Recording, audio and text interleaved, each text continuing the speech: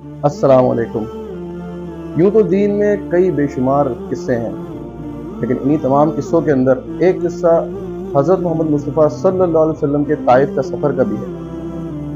نبی اکرم صلی اللہ علیہ وسلم کو نبوت ملنے کے بعد 9 سال تک اللہ کے رسول مکہ مکرمہ میں دین کی محنت کرتے رہے، تبلیغ کرتے رہے، اور اس میں انہوں نے بے شمار لازوال تکالیف برداشت کی۔ کفار مکہ کی طرف سے بہت زیادہ انہیں تکلیف پہنچائی جاتی تھی، لیکن اسی دوران ان کے ساتھ کچھ اس طرح بھی لوگ موجود تھے جو ان کی مدد بھی کرتے تھے، جس میں سے ایک ان کے چچا ابو طالب بھی تھے۔ اور ان کے چچا جبکہ باوجود مسلمان نہ ہونے کے پھر بھی نبی اکرم صلی اللہ علیہ وسلم سے بہت پیار کرتے تھے، بہت محبت کرتے تھے اور ان کی مدد کیا کرتے تھے۔ لیکن نبوت ملنے کے 10ویں سال میں جب چچا ابو طالب کا بھی انتقال ہو گیا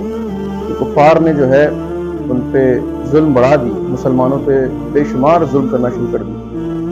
اللہ کے نبی طائف ہجرت کر گئے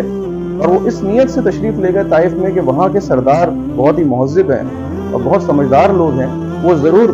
دین کو قبول کریں گے اور اس بات کو سمجھیں گے۔ لیکن بجائے وہاں کا قبیلہ تھا، قبیلہ ثقیف، جو کہ ایک بہت ہی بڑی جماعت پہ مشتمل تھا، تو وہاں کے جو 3 بڑے سردار تھے، اللہ کے نبی نے جب وہاں پہ دین کی تبلیغ کی، دعوت دی، تو انہوں نے بجائے اس کے کہ دین کو وہ قبول کرتے، انہوں نے اس میں سے ایک سردار نے یہ کہا کہ اللہ نے آپ ہی کو نبی بنا کر بھیجا، اعوذ باللہ۔ دوسرے نے کہا کہ اللہ پاک کو آپ کے سوا کوئی اور ملتے ہی نہ تھا۔ تیسرے نے کہا کہ میں اس بارے میں بھائی کچھ نہیں کہوں گا، کیونکہ اگر آپ واقعی میں ایک نبی ہیں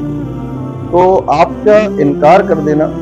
تو خطرے سے خالی نہیں ہے، اور اگر یہ بات جھوٹی ہے تو میں پھر آپ سے بات نہیں کرنا۔ یہ کہہ کر انہوں نے اپنے دربار سے نبی اکرم صلی اللہ علیہ وسلم کو جانے کو کہہ دیا۔ لیکن اللہ کے نبی پھر بھی امید لے کر وہاں کے لوگوں سے اللہ کے نبی نے بات کرنا شروع کی کہ لوگ اس طریقے سے سمجھ جائیں۔ وہاں کے سرداروں نے اللہ کے نبی سے کہا کہ آپ ہمارے قبیلے سے یہاں سے چلے جائیں اور جہاں آپ کا دل چاہے آپ وہاں چلے جائیں۔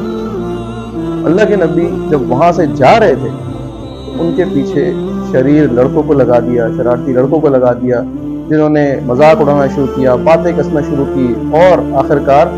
پتھر برسانا شروع کر دیے ہمارے پیارے نبی حضرت محمد مصطفیٰ صلی اللہ علیہ وسلم پر، جس کی وجہ سے اللہ کے نبی کا بہت زیادہ خون جاری ہوا۔ یہ تو بڑی مشہور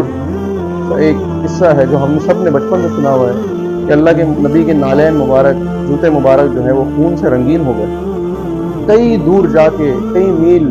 اللہ کے نبی بھاگ رہے ہیں، دور جا رہے ہیں، پہاڑ بھی ہیں، اچھا عجیب سا رستہ ہے، اس میں اللہ کے نبی بھاگ رہے ہیں، اور کہیں جا کے اللہ کے نبی جا کے بیٹھ گئے، اس میں خونم خون وہ ہو چکے ہیں، کہیں جا کے وہ اطمینان ہوا تو جا کے بیٹھ گئے۔ جہاں بیٹھے ہیں اللہ سے جو ہے دعا کی، ہاتھ اٹھا کے اللہ سے دعا کی کہ اللہ کے نبی کا کیا انہوں نے جو ہے یہ حال کیا ہے۔ اسی دوران جو ہے حضرت جبرائیل علیہ السلام تشریف لے آئے۔ حضرت جبرائیل علیہ السلام نے آ کر فرمایا کہ اللہ کے نبی آپ کی جو بات ان سرداروں سے ہوئی وہ اللہ پاک نے سنی، اور میرے ساتھ ایک فرشتہ موجود ہے جو کہ پہاڑوں کا فرشتہ ہے، یہ آپ کی تشریف میں، یہ آپ کے یہاں پہ حاضر ہے۔ وہ جب فرشتہ تشریف لایا تو اس نے کہا کہ اللہ کے نبی آپ مجھے جو ہے حکم دیجئے، میں یہ 2 پہاڑ ہیں، ان 2 پہاڑوں کو دبا دوں گا، اور یہ پورا قبیلہ ہے، قبیلہ ثقیف، یہ اس کے بیچ میں دب جائے گا، یہ سب ختم ہو جائیں گے، یا پھر آپ کو جو تجویز کرے مجھے میں وہ کر دوں گا۔ اللہ کے نبی نے منع فرما دیا۔ اللہ کے نبی نے کیا کہا؟ اللہ کے نبی نے فرمایا کہ مجھے ان سے تو نہیں، لیکن ہاں ان کی آنے والی نسلوں سے امید ہے کہ وہ ضرور دین لے کر آئیں گے، اور وہ ضرور اللہ کی پرستش کریں گے، وہ ضرور اس دین کو قبول کریں گے، اور وہ ضرور اس دین کے لیے محنت کریں گے۔ یہ ہیں اعلیٰ اخلاق ہمارے پیارے نبی حضرت محمد مصطفیٰ صلی اللہ علیہ وسلم کے۔ میرے بھائیوں، آج ہم لوگ جو ہے ایک چھوٹی سے چھوٹی بات پہ